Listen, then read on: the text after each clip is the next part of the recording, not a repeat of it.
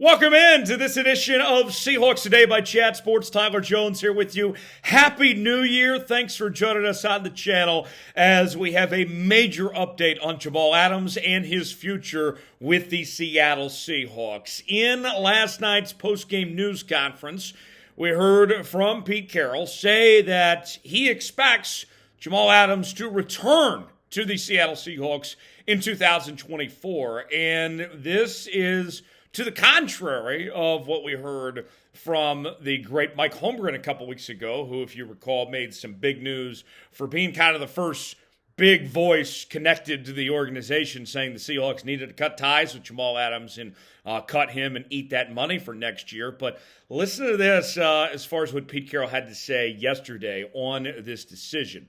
On the decision to put him on IR, let's start there. Pete Carroll says, it's a heartbreaker. He did everything he could. I said this to you a number of times. He tried so hard to get right, to get back, and he just couldn't make it all the way back. There wasn't enough time. He's going to need the time off in the offseason to get a couple more months behind him. The weeks that we took, we tried a couple different times to experiment with some breaks to see if that would help him, but it really didn't. We came to the conclusion together that he couldn't get right, couldn't get full speed, couldn't get where he could put his foot in the ground. I admire the heck out of him. He did everything he could. He busted his tail throughout the whole time with the right attitude and all. And he worked really hard to get to this point where you go, yeah, I'm not able to get back, but we did it together. I think I handled it well.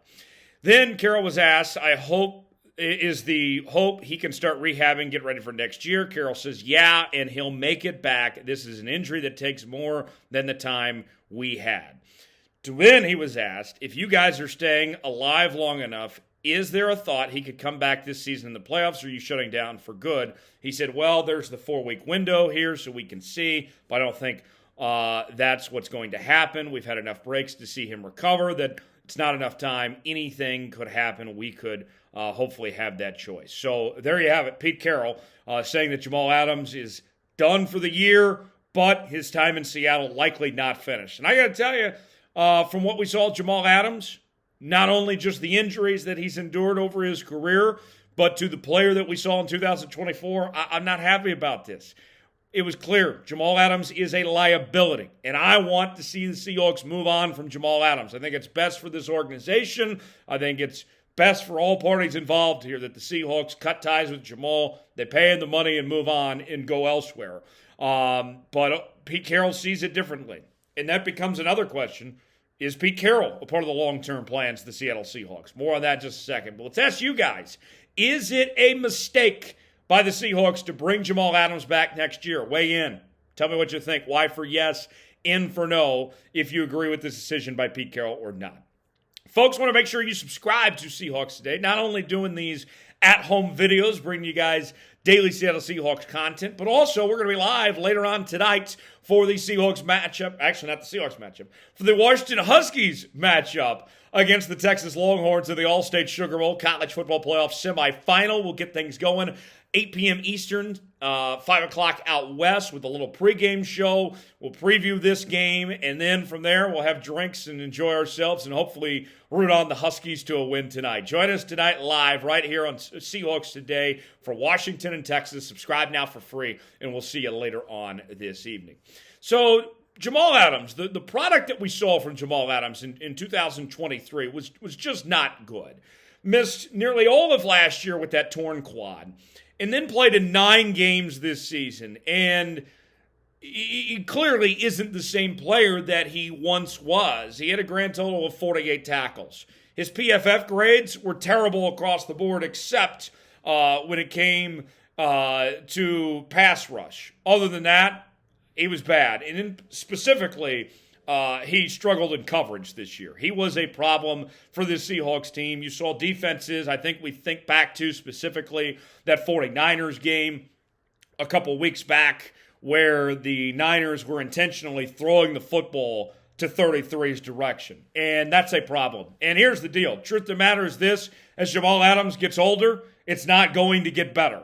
I think that it's only going to get worse from here. And so that's where I was on the train with Mike Holmgren and company of saying, hey, look, you got to move on from Jamal now. You got to cut your losses and call it a day because this just simply isn't working for the Seahawks anymore.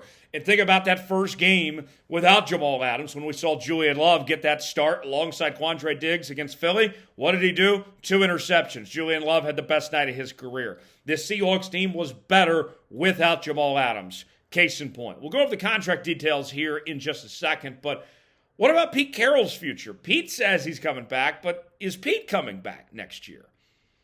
What do you guys think?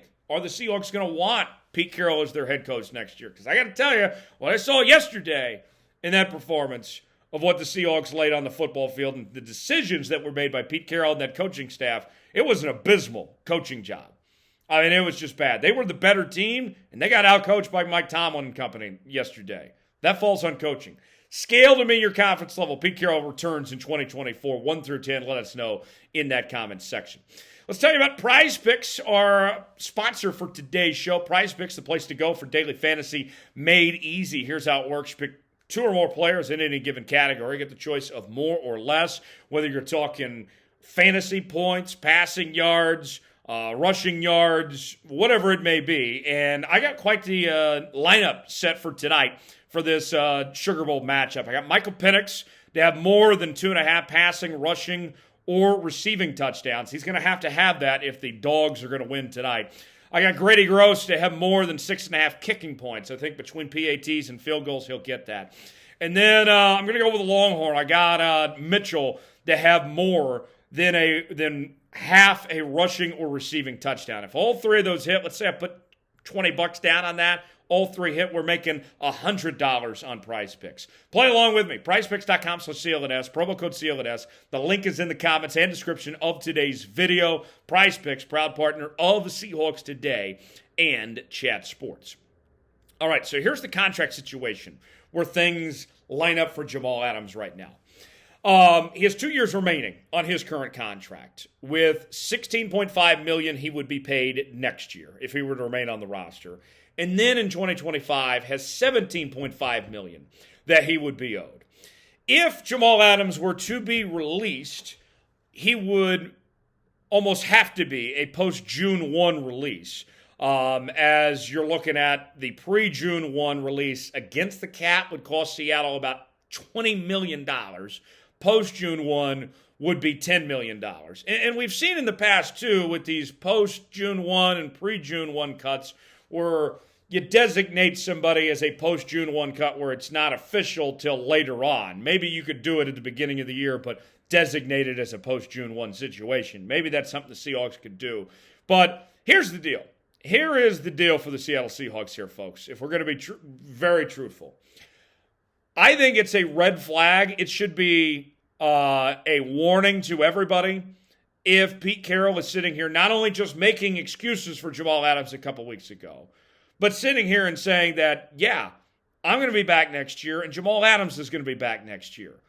I think if you're Jody Allen and if you're this Seahawks team, you have to look in the mirror and say, Pete's not changing his ways. The old dog's not doing new tricks here. Are we okay with going that direction? Do we want to commit to not just Pete Carroll, but Jamal Adams and all that shenanigans as well? To me, that is a red flag.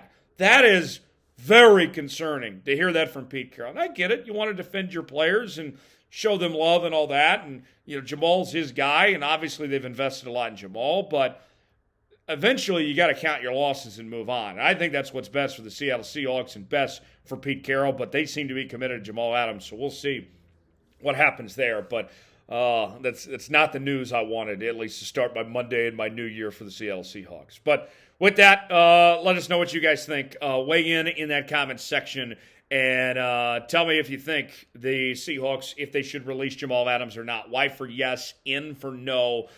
I'm all on board. Going ahead and move on from Jamal Adams, counting your losses and going from there. But let us know what you think. Y for yes, N for no. Folks, thanks for joining us on this special New Year's Day edition of Seahawks Today by Chat Sports. Don't forget, join us tonight. Me and Smitty will be here for our Seahawks Today watch party for the All-State Sugar Bowl, the college football playoff semifinal between the Washington Huskies and the Texas Longhorns. And hopefully we see the Huskies pull out a win and get a spot in the college football playoff national championship. I'm so excited about these games tonight. Subscribe now to the channel. We'll see you coming up later on for the playoff semifinal tonight. We'll see you in a bit.